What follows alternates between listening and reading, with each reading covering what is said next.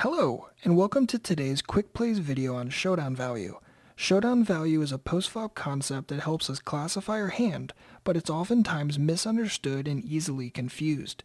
In this video you will learn what Showdown Value is, why it's relative, and see how to apply the concept at the tables. To understand Showdown Value, we first need to understand what value is. If you haven't seen it already, check out our Quick Plays video on value betting post-flop.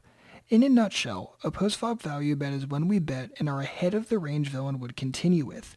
This inherently means that our hand is best often enough, and by betting we expect to get value from our opponent's continuing range.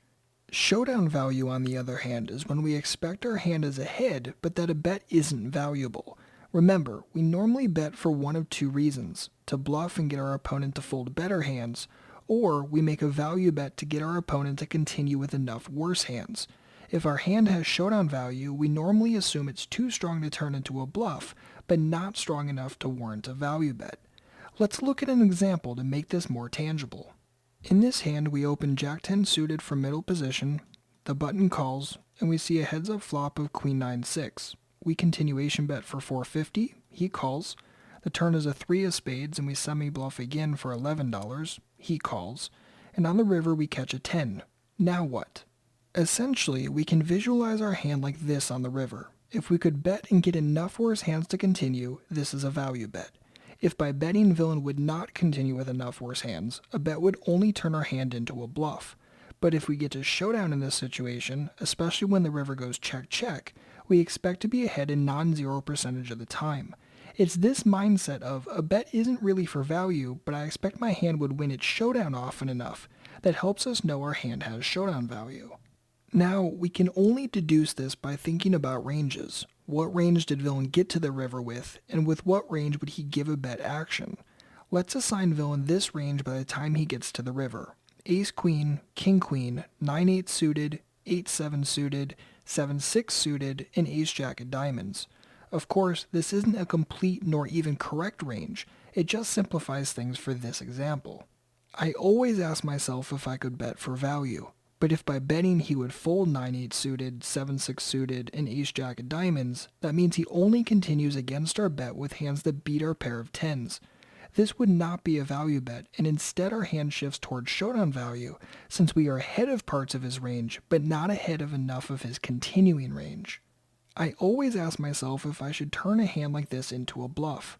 But if by betting he wouldn't fold top pair or the straight, we couldn't expect better hands to fold often enough. So a bet wouldn't do anything, and our only option left would be to check and play poker. Hopefully villain will check behind, and we can actualize our showdown value. Now, the concept of showdown value and value are relative. Our hand may shift closer to value against one opponent, but the exact hand may shift closer to showdown value against another. Take an example where we 3-bet Ace-King preflop and villain calls. The flop comes King-Queen 7 and villain checks to us. Let's assume villain called our 3-bet with a range of 10s plus Ace-King. If we were to bet this against a nitty player, is he going to continue with 10s or jacks?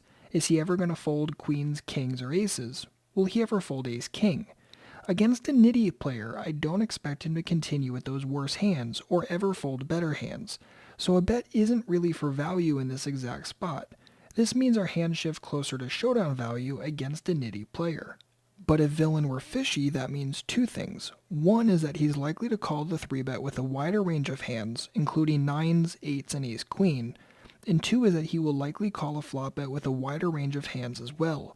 A fishy player still isn't going to fold kings or queens, but they're going to continue with jacks, 10s, and Ace-Queen much more often, thus shifting our hand closer to value against him.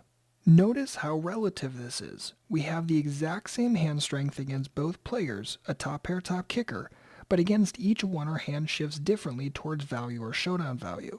This is oftentimes the case though. Against fishy players our hand shifts closer towards value since we'll beat more of their continuing range, and against tighter, nittier players, single pairs shift closer to showdown value in many spots. Knowing what showdown value is important, but improving your hand reading skills will help you get the most from this knowledge. By hand reading well, you will be able to put your opponent on a better range of hands, and you can then make assumptions on how they'd continue with different hands. Keep practicing this skill, and over time your abilities will get stronger and stronger, and your ability to classify between value and showdown value will get stronger as well. In spots where you have showdown value, it's more common to check and try to get to showdown. It doesn't mean that you will always check call, nor that you will always check fold. It just means that a bet isn't valuable enough and that trying to get to showdown will be the better line. Same as always, if you have any questions, please don't hesitate to let me know. Otherwise, good luck and happy grinding.